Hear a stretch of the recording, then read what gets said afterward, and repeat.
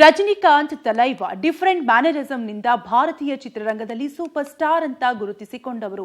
ಇಂತಹ super star ಇವತ್ತು ಕನ್ನಡ ಮೀಡಿಯಂನಲ್ಲಿ ಓದಿದ ಬೆಂಗಳೂರಿನ ಆ ದಿನಗಳ ಚಂದದ ಕ್ಷಣವನ್ನ ಮೆಲುಕು ಹಾಕಿದ್ದಾರೆ. ತಲೈವ ಥ್ರಿಲ್ಲಿಂಗ್ ಕಹಾನಿ ಇಲ್ಲಿದೆ ನೋಡಿ. ಬೆಂಗಳೂರಿನ ಆ ದಿನಗಳು ತಲೈವ ನೆನಪಿನ ಕಹಾನಿ. Kannada medium to APS high school. ಬದುಕಿನ ಕತೆ ತೆರೆದಿಟ್ಟ ಸೂಪರ್ ಸ್ಟಾರ್ ರಜನಿಕಾಂತ್. ನಾನು ಕನ್ನಡ ಮೀಡಿಯಂ ಸ್ಟೂಡೆಂಟ್ ಟಾಪರ್. ಅಲ್ಲೇ ಗವಿ ಗಂಗಾಧರ ದೇವಸ್ಥಾನ ಇದೆಯಲ್ಲ, ಅಲ್ಲಿ ಪಕ್ಕದ ಸರ್ಕಾರಿ ಶಾಲೆಯಲ್ಲಿ ಓದಿದ್ದು. ಹೀಗೆ ಸೂಪರ್ ಸ್ಟಾರ್ ತಲೈವ ರಜನಿಕಾಂತ್ ತಮ್ಮ ಹಳೆಯ ಚಂದದ ಬದುಕು ಬೆಂಗಳೂರಿನ ಆ ದಿನಗಳನ್ನ ಬಿಚ್ಚಿಡುತ್ತಿದ್ರು. APS ಕಾಲೇಜಿನ ಹಳೆ ವಿದ್ಯಾರ್ಥಿಗಳ ಸಮಾಗಮ ಕಾರ್ಯಕ್ರಮ ಆಯೋಜನೆಯಾಗಿದ್ದು ರಜನಿಕಾಂತ್ಗೆ ಬರೋದಕ್ಕೆ ಸಾಧ್ಯವಾಗುತ್ತಿಲ್ವಂತೆ. ಆದರೆ ತನಗೆ ಬದುಕು ರೂಪಿಸಿದ APS ಕಾಲೇಜಿನ ಚಂದದ ನೆನಪನ್ನ ಪದಗಳಲ್ಲಿ ಬಿಚ್ಚಿಟ್ರು. ಎಲ್ಲರಿಗೂ ನಮಸ್ಕಾರ. APS ಸಂಸ್ಥೆಯ ಈ ಅಲುಮಿನಿ ಡೇನಲ್ಲಿ ಈಗ ನಿಮ್ಮ ಜೊತೆ ನಾ ಇಲ್ಲ ಇದ್ದಿದ್ದು ತುಂಬಾ ಚೆನ್ನಾಗ್ತಾ ಇತ್ತು. APS ಹೈಸ್ಕೂಲ್ ಅಂಡ್ ಕಾಲೇಜ್ ಅದನ್ನು ಓದಿ ಅನ್ನೋದು ಗರ್ವ, ನನಗೆ ತುಂಬಾ ಹೆಮ್ಮೆ. ಮೊದಲು ಮಿಡ್ಲ್ ಸ್ಕೂಲ್ ಬಂದು ಗವಿಪುರದಲ್ಲಿ ಗವರ್ಮೆಂಟ್ ಪ್ರೈಮರಿ ಅಂಡ್ ಮಿಡ್ಲ್ ಸ್ಕೂಲ್ನಲ್ಲಿ ಗಂಗಾಧೇಶ್ವರ ದೇವಸ್ಥಾನ ಇದೆಯಲ್ಲ, ಅಲ್ಲಿ ನಾನು ಓದಿದ್ದು.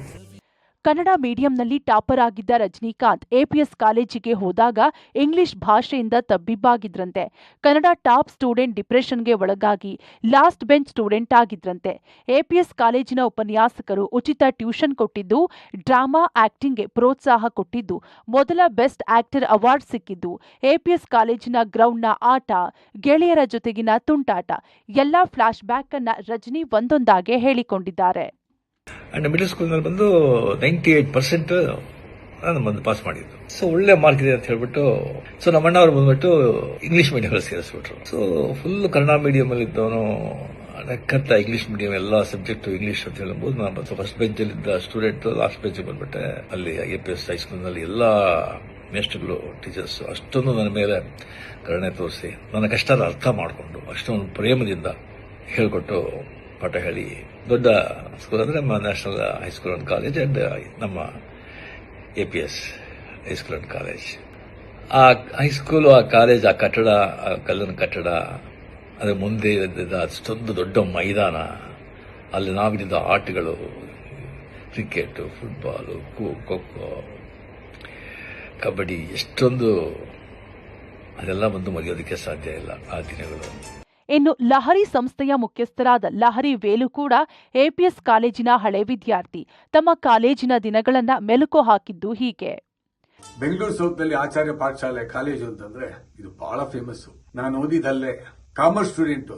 ಆವಾಗ ತುಳಸಿರಾಮ್, ಇವಾಗ ಲಹರಿ ವೇಲು. ಈ ಲಹರಿ ವೇಲು ಅಂತ ಹೆಸರು ಕೊಟ್ಟಿದ್ದು ಸಂಗೀತ ಕ್ಷೇತ್ರ, ಸಿನಿಮಾ ಕ್ಷೇತ್ರ. ನಾನ್ ಲಹರಿ ವೇಲು ಆಗ್ತೀನಿ, ಲಹರಿ ಸಂಸ್ಥೆ ಹಿಂಗ್ ಬೆಳೆಯುತ್ತೆ ಅಂತ ನನಗೇನು ಗೊತ್ತಿರಲಿಲ್ಲ. ಇದಕ್ಕೆಲ್ಲ ಕಾರಣ ನಾನು ಓದಿದಂತ ಆಚಾರ್ಯ ಪಾಠಶಾಲೆ ಮತ್ತೆ ಇಡೀ ಸಂಸ್ಥೆಗೆ ನಾನು ಚಿರುಣಿಯಾಗಿದ್ದೀನಿ.